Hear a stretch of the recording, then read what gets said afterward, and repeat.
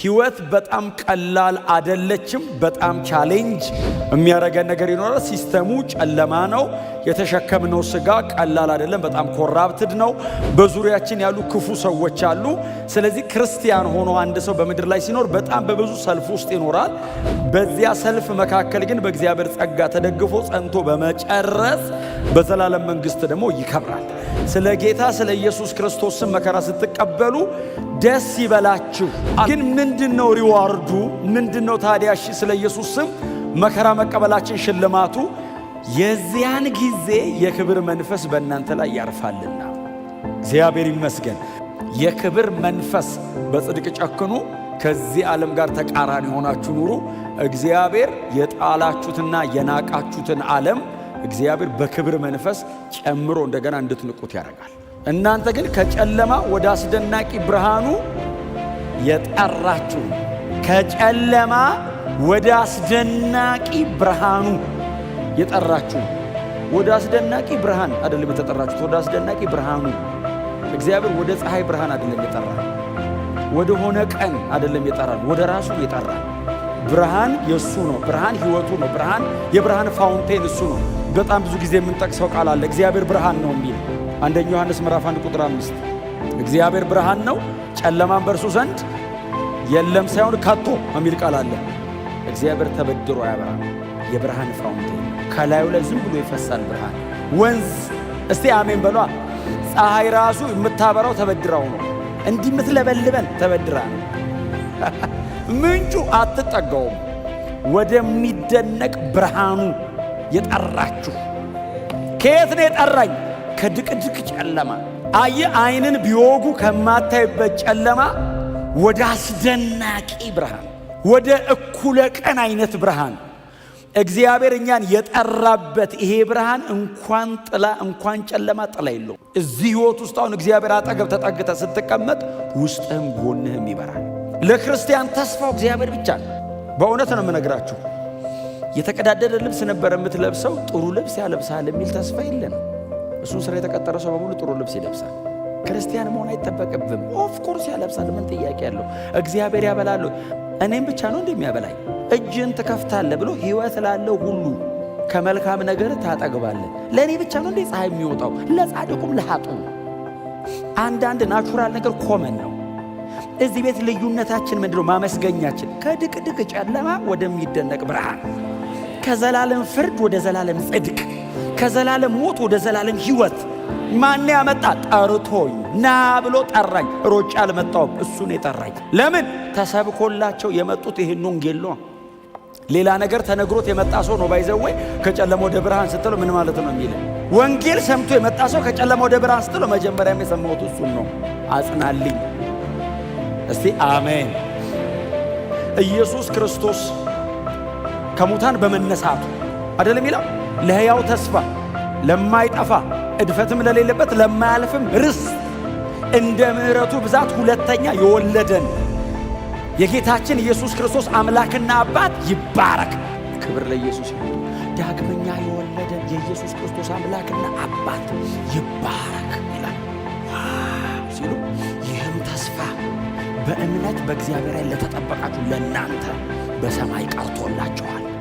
ከጨለማ ወደ አስደናቂ ብርሃኑ የጠራችሁን፣ አዎ የእርሱን በጎነት የእግዚአብሔርን በጎነት እንድትነግሩ፣ እንድትሰብኩ፣ እንድታውጁ፣ እንድታወሩ የተመረጠ ትውልድ፣ የንጉሥ ካህናት፣ የተቀደሰ ሕዝብ እግዚአብሔር ገንዘቡ ያደረገው ይሄ ሁሉ ናችሁ። ጴጥሮስ እንደዚህ ያለ የእግዚአብሔርን በጎነት የእግዚአብሔር በጎነት ተገልጧል በላይ ላይ ልጁን ኢየሱስ ክርስቶስን በመስጠት ስለ ኃጢአቴ በመስቀል ላይ እንዲሞትልኝ በማድረግ ፍርደኛውን ሰውዬ ነፃነ ብቻ አይደለም ያለኝ የክብር ተካፋይ ነን ያለኝ። ሞት ፍርደኛ የነበርክ ሰውዬ ነፃነ እኮ አይደለም እኮ ያለን እኮ ጌታ የክብሬ ተካፋይ ከኔ ጋር አብራችሁ ለዘላለም እምትነግሱ ናችሁ። ዝም ብለ ነፃ ወጣው ብቻ የምትለው አይደለም። ተካፍለ ኤክስፔሪየንስ አርገ ህይወትን ቀምሰ ከኢየሱስ ጋር መኖር ለምዳ አይ ልዩነቱ ይገባል። ድቅድቅ ጨለማና ደማቅ ብርሃን። ኢየሱስ ለዘላለም ጌታ ነው። የእርሱን በጎነት እንድትናገሩ። እሺ የተመረጠ ትውልድ፣ የንጉሥ ካህን። ማነው ንጉሡ? እግዚአብሔር። የእርሱ ካህናት የእግዚአብሔርን በጎነት ተናገሩ፣ አውጁ። የክርስቶስ ኢየሱስን የዘላለም ሕይወትነት አውጁ፣ አውሩ። በፍጹም ዝም እንዳትሉ። ቀድሞ በማይታዘዙት ልጆች ላይ ለሚሠራው መንፈስ አለቃ ፈቃድ ተመላለሳችሁ። አሁንስ የእግዚአብሔር ልጆች ናችሁ። የእርሱ ወገን አልነበራችሁ። ከእግዚአብሔር ጋር ጠላት ነበር። ጠላት ባደረግነው፣ በሠራነው፣ በምንፈልገው፣ በምንወደው የእግዚአብሔር ጠላቶች፣ እግዚአብሔርን አንፈልግም ያሉ ሰዎች፣ ሪቢሊየስ የሆነ የሚያምፅ ልብ የነበራቸው። ቀድሞ የእርሱ ወገን አልነበራችሁ። አሁንስ የእግዚአብሔር ሕዝብ ሆናችሁ። ዋው! አሻገረን፣ አሳለፈን። የእግዚአብሔር ሕዝቦች ተባልን። ይሄ ሕዝብ የእግዚአብሔር ሕዝብ። ቀድሞ ማን እንደነበራችሁ ራሳችሁ ዝም ብላችሁ ደርድሩት። ከቤተ መንግሥትም ይምጣ ሰው፣ ከመንገድ ዳር ከተኛበትም ተነስቶ ይምጣ ሰው ቀድሞ የእግዚአብሔር ወገን አልነበረም። አሁን የእግዚአብሔር ሕዝቦች የመሆን መብት ያገኘነው በክርስቶስ ኢየሱስ በኩል ብቻ ነው። የለም ሌላ መንገድ።